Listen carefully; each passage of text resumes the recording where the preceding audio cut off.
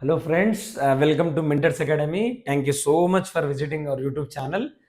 ఈ వీడియో మేజర్‌గా వచ్చేసి అప్‌కమింగ్ 2025 మెయిన్స్ రాసే వాళ్ళ కోసమండి.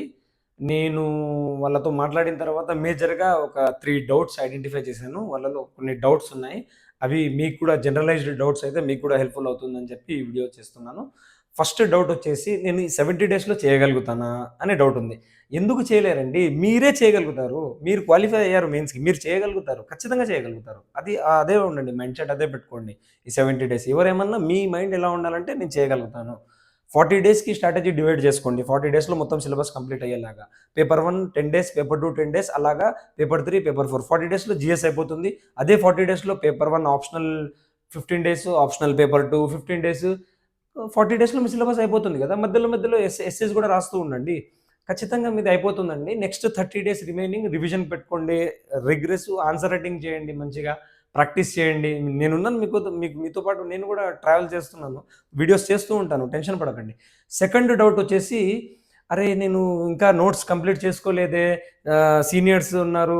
వాళ్ళు నోట్స్ చేసుకుంటారు. మిగతా వాళ్ళు నోట్స్ చేసుకుంటారే. నేను ఇంకా ఆప్షనల్ నోట్స్ చేయలేదు. అది ఏం అవసరం లేదండి.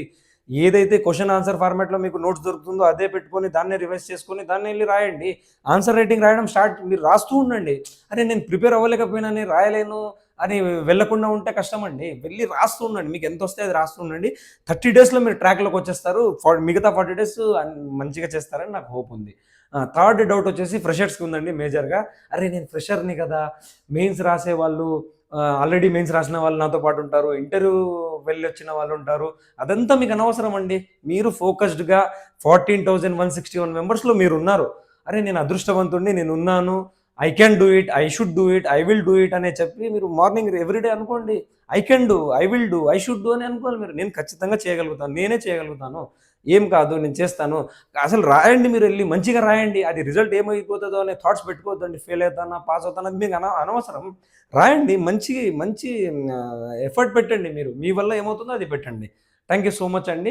నేను మంచి కాంపిటీషన్ ఇవ్వండి మీరు. నేను మీ ఎక్కువ టైం తీసుకోవాలనుకోవట్లేదు. మెంటర్స్ అకాడమీ మీతో పాటు ఎప్పుడూ ఉంటుంది. Thank you so much. ఇలాగే హెల్ప్‌ఫుల్ వీడియోస్ కావాలి అనుకుంటే మన ఛానెల్